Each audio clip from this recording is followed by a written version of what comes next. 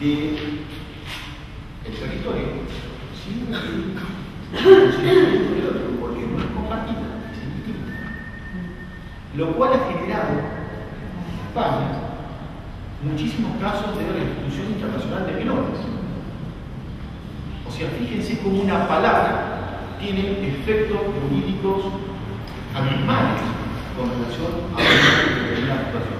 Lo que se busca es la tutela compartida. Lo que se buscaba, nosotros hemos sacado unos fallos, es la tutela compartida.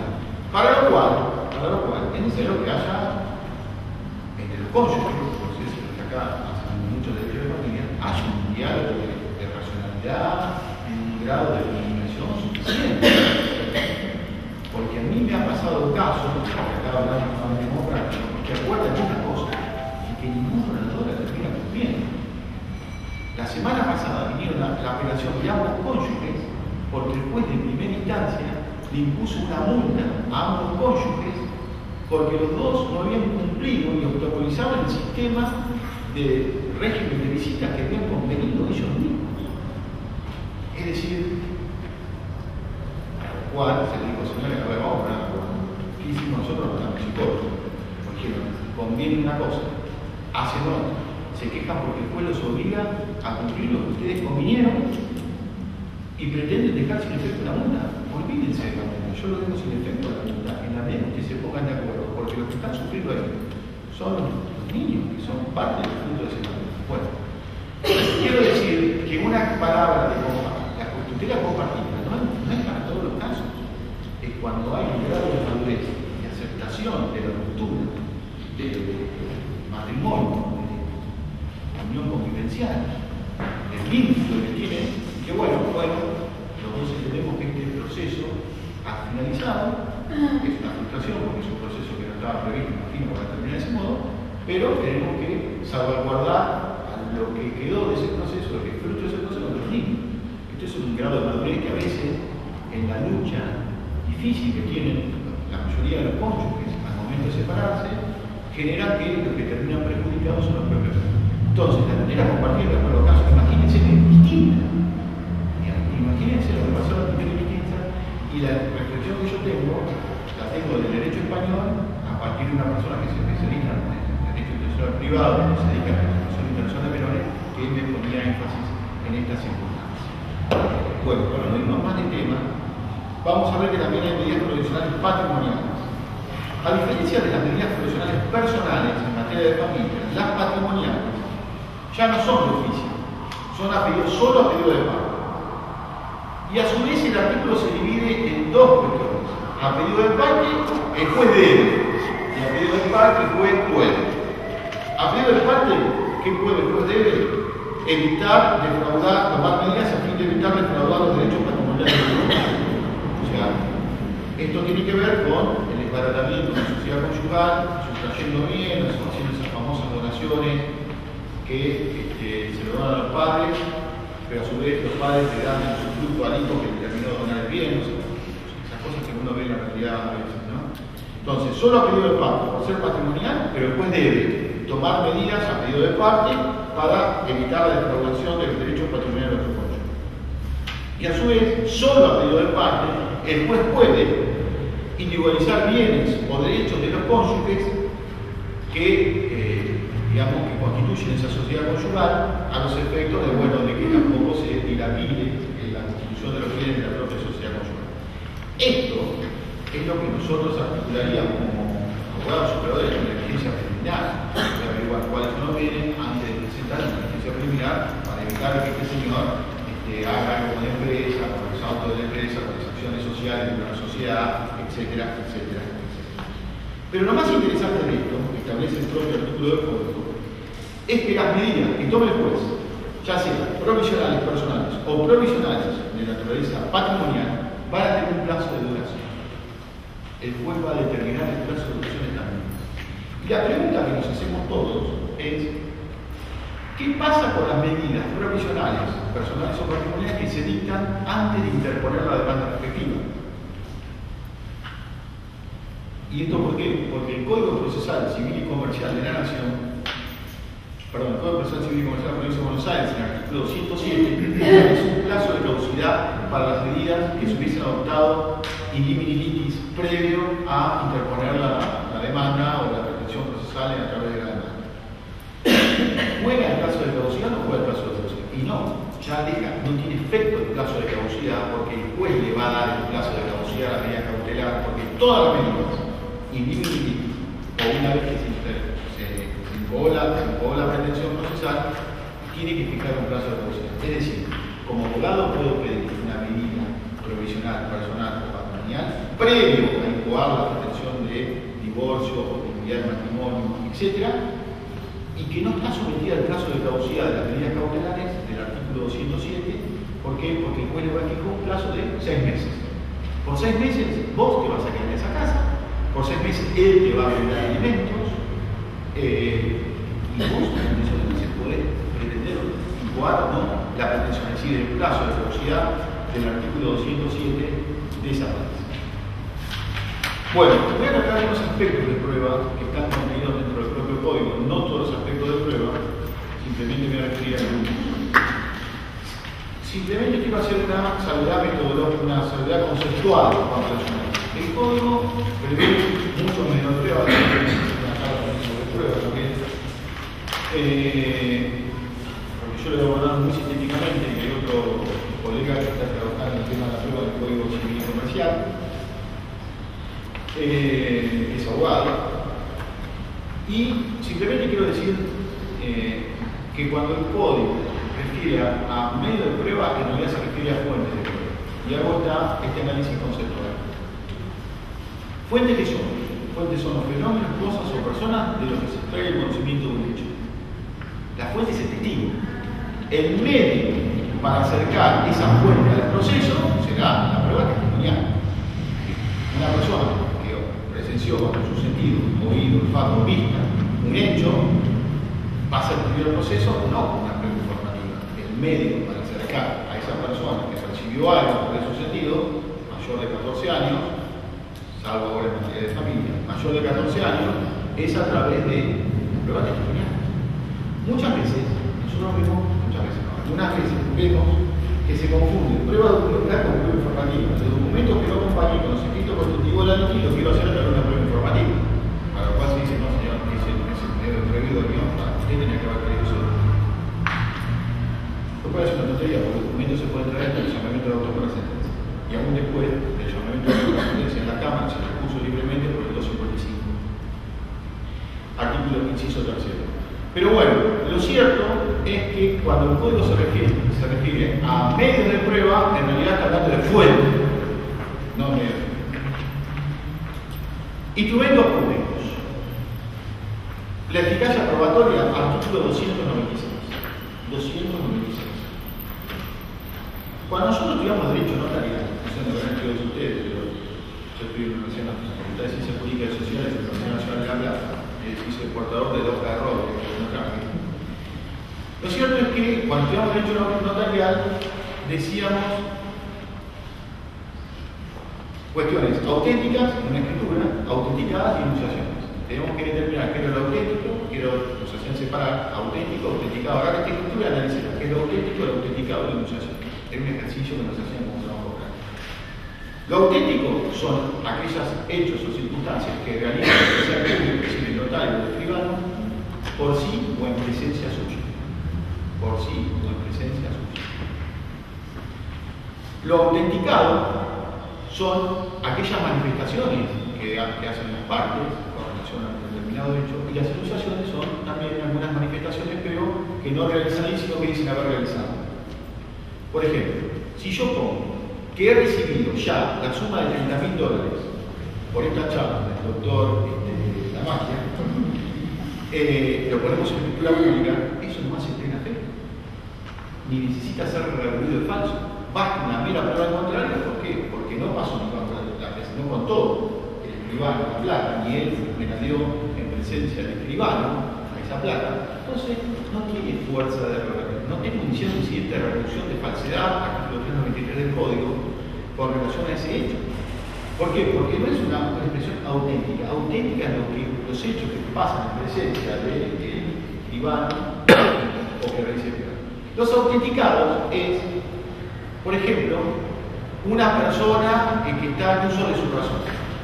¿Desde cuándo el escribano tiene capacidad psíquica, psiquiátrica para determinar si yo estoy en un loco? Seguramente parezco un loco, pero debo ser en un punto, pero el escribano no tiene la incumbencia porque eso es autenticado.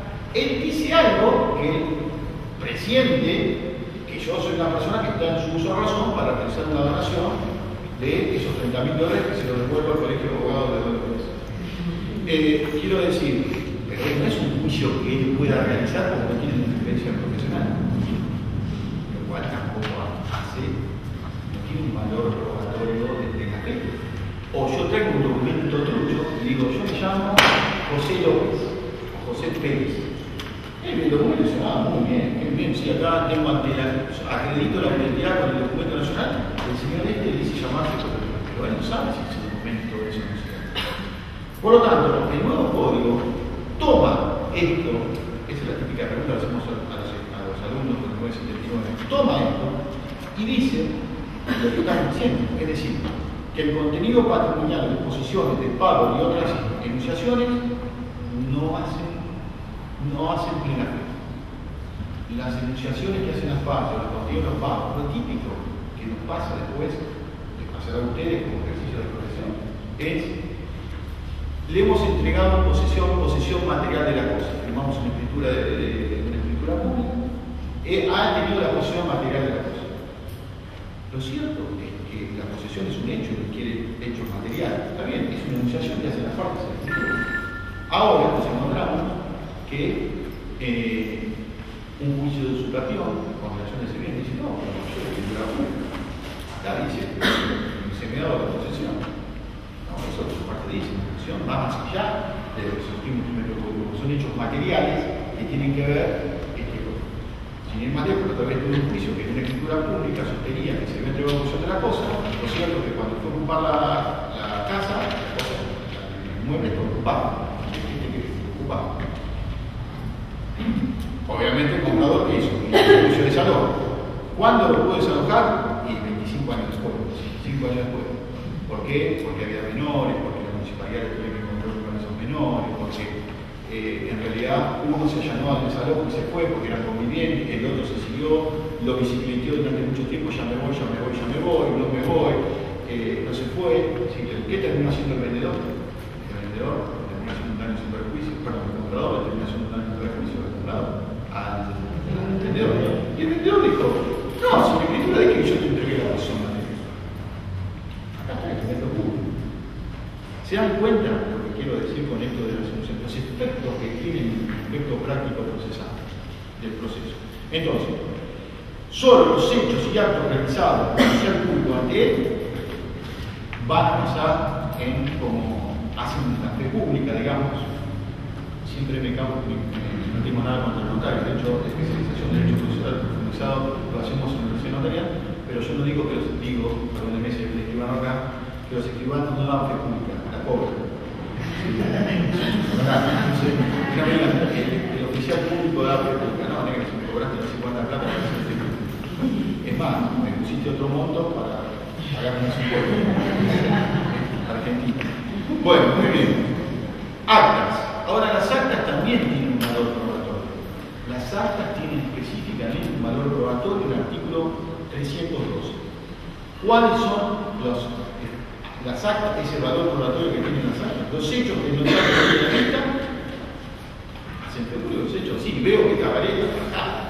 Sí, veo, señor, que los ruidos molestos. Acá tengo que estoy viendo que la casita del cumplero que pusieron usted al lado tiene una sonorización de tantos decibeles. Levanta un acta, preconstituyo prueba. Para después hacer un daño sin perjuicio, pedir una acción preventiva, no sé lo que voy a hacer. Lo que quiero decir es que solo los actos que presencia el escribano, solo los actos que él presencia hacen fe pública. Lo demás, las enunciaciones que las partes dicen. Yo le volví a la puerta y no me veo, quiero levantar un acta.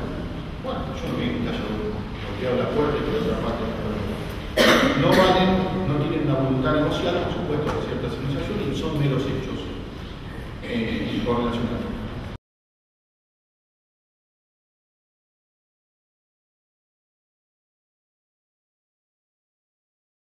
Sea de una fe en un documento privado, se prueba por cualquier medio de prueba. Cuando digo medio, hago una salvedad. Fuente de prueba. El medio es como incorpora esa fuente al propio proceso. Documento blanco.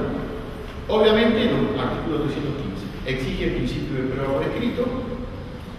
No se aceptan solo los testigos, sino el principio de prueba por escrito, para determinar que ha sido llenado el documento en blanco en contra de la voluntad de quien quien entregó ese documento.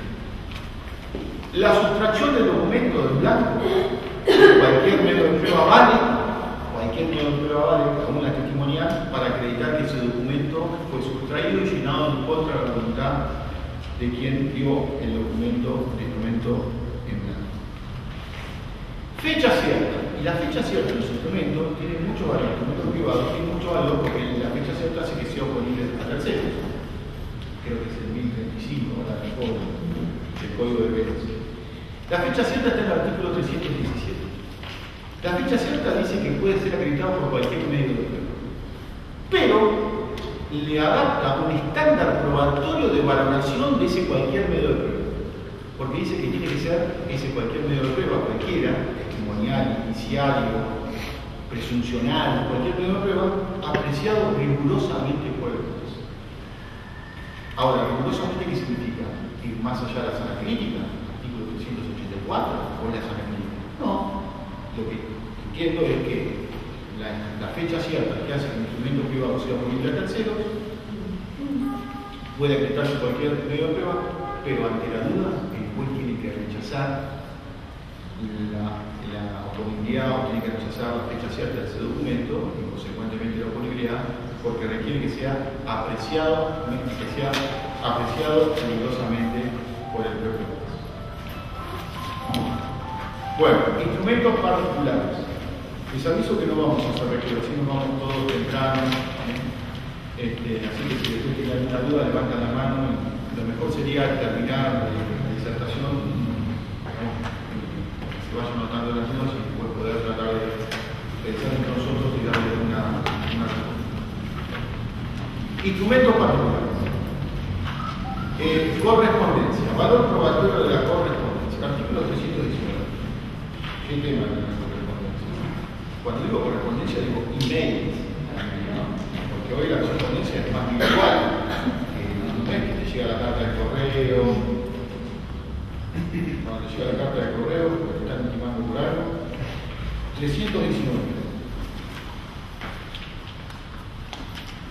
Fíjense el valor probatorio. Fíjense el exceso de investigador. El valor probatorio de los instrumentos particulares debe ser apreciado por el juez. Pondera, entre otras pautas, la congruencia entre lo sucedido y lo narrado, la precisión y claridad técnica del texto, los usos y prácticas del gráfico, las relaciones precedentes y la confiabilidad de los soportes utilizados, confiabilidad y de los procedimientos técnicos que se aplican. Digo, no será mejor decirlo así, punto, porque la verdad que si tengo que hacer un trámite con cada uno de estos términos que me da, la verdad que no sé, qué sé yo, yo un perito informático para que me diga a ver si el soporte técnico de este instrumento privado que se mandaron aparte tiene que hablar en los juicios laborales, ¿no? Que muchas veces quiero echar a mi empleado por estar mandando correos electrónicos en la hora de trabajo. Ya se dijo que eso atenta contra la integridad, contra el derecho a la intimidad del empleado. Para lo cual habría que tratar de evitar para que saquen que ponen un filtro, no puedes acceder a.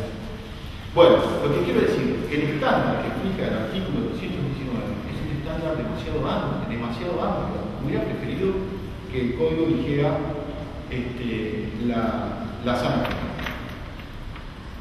La contabilidad. Es muy largo el artículo 330, por lo tanto, se lo dejo para tarea para el hogar. Simplemente le quiero decir de que no se admite prueba del contrario contra los registros contables y estos son prevenibles. El principio general es que no se admite prueba del contrario contra los que hacen laboral, contra los instrumentos contables y es indivisible. No es que te prueban lo que te beneficia, es como la confesión, el principio es indivisible. O sea, el artículo 330 bastante largo, no quiero hacer el programa tiempo, y acá voy a decir un paréntesis. Mire, lo mejor que puedo generar con